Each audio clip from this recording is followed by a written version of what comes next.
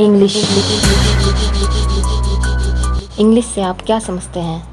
English is just a language like Hindi. कुछ लोग English को पता नहीं क्या समझते हैं। इंग्लिश सीखने के लिए कोर्सेज लेते हैं। क्या आपने हिंदी सीखने के लिए भी कोर्स किया था?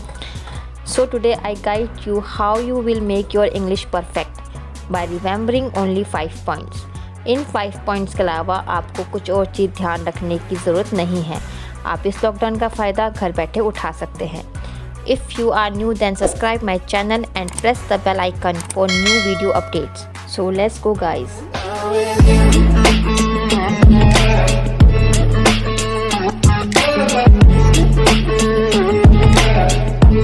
So guys, आपको जो पहली चीज़ करनी है वो है रीडिंग, जो कि मोस्ट इम्पॉर्टेंट है। मैं कहती हूँ आप शुरू से रीडिंग करो, जो भी आपको पसंद हो।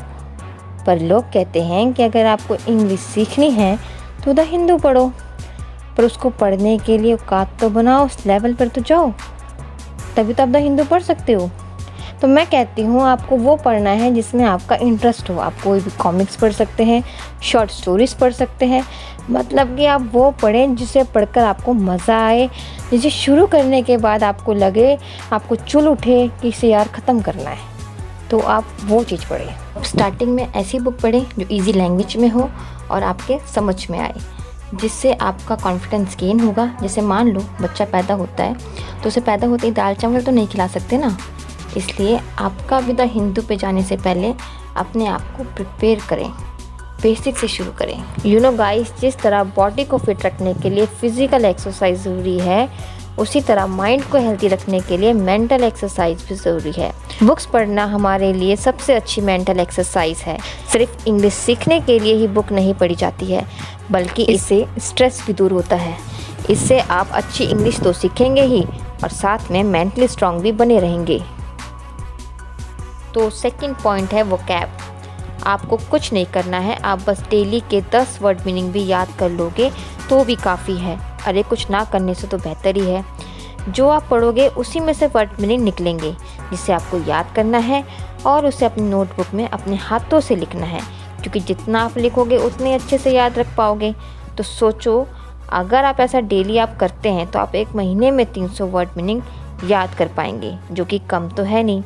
तो 10 वर्ड मीनिंग अगर आप कर सकते हैं एक दिन में, चाहे आप कितने बिजी क्यों ना हो, कितना ही आपका बिजी शेड्यूल क्यों ना हो, अगर आप स्टार्ट कर देंगे तो एक टाइम के बाद आप एक दिन में 100 वर्ड मीनिंग भी याद कर सकते हैं। ज़रूरी है तो आपका फर्स्ट स्टेप उठाना।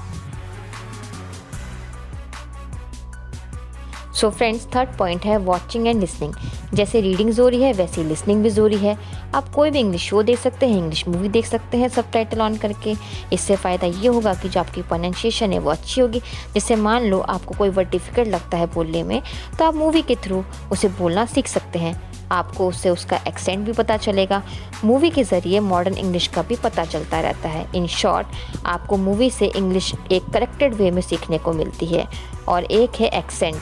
अगर आपने इंग्लिश मूवी देखी होगी तो आपने देखा होगा कि अलग अलग कंट्रीज़ के कैरेक्टर होते हैं और बहुत से इंग्लिश बोलते हैं और अलग अलग एक्सेंट में बोलते हैं, तो आपको इस चीज़ का भी फ़ायदा होगा। इंग्लिश सीखने का सबसे अच्छा तरीका है कि आप वो मूवी सेलेक्ट करें जिसमें आपको इंटरेस्ट हो, क्योंकि अगर आप इंग्लिश सीखने के लिए मूवी देखोगे तो आपको मज़ा नहीं आएगा, क्योंकि आपको मूवी समझ भी तो आनी चाहिए ना 72 या 75%। इसलिए आप वो मूवी देखें जिसमें आपका इंटरेस्ट हो, और चाहे आप उसे एक बार और देख सकते हैं, पर आपके पास सबटाइटल ऑफ करके देखें। अगर आप चाहते हैं कि मैं आपको 5 मूवी रिकमेंड करूं, तो आप मुझे कमेंट करके ज़रूर बताएं।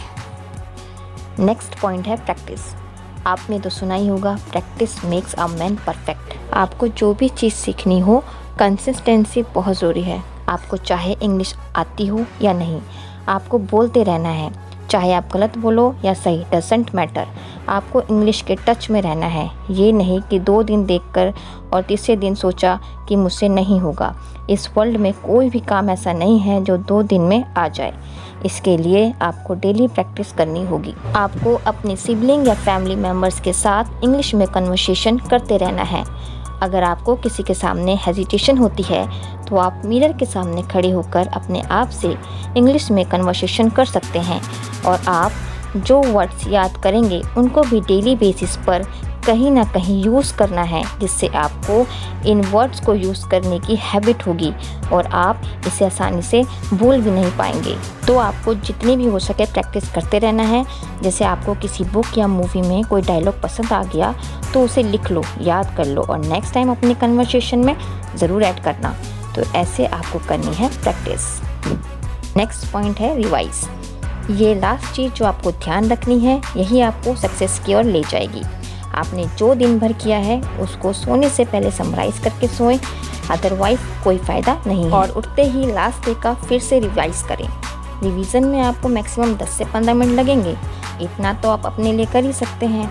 इससे आपके दिमाग में अच्छे से बैठ जाएगा जो आपने पढ़ा है। और अगर आप और भी ज़्यादा मेहनत करना चाहते हैं तो आप एक काम और कर सकते हैं, हर संडे पिछले हफ्ते का सब कुछ रिवाइज कर सकते हैं। ये चीज़ कर लो, आपको कोई नहीं रोक सकता। तो फ्रेंड्स, इन 5 चीज़ों का ध्यान रख के आप इंग्लिश को फाड़ सकते हैं। तो जल्दी उठो और शुरू करो। वेट, कहाँ जा रहे हो? एक लाइक तो बनता ही है, अपने फ्रेंड्स को भी शेयर करो जल्दी, फिर शुरू भी तो करना है।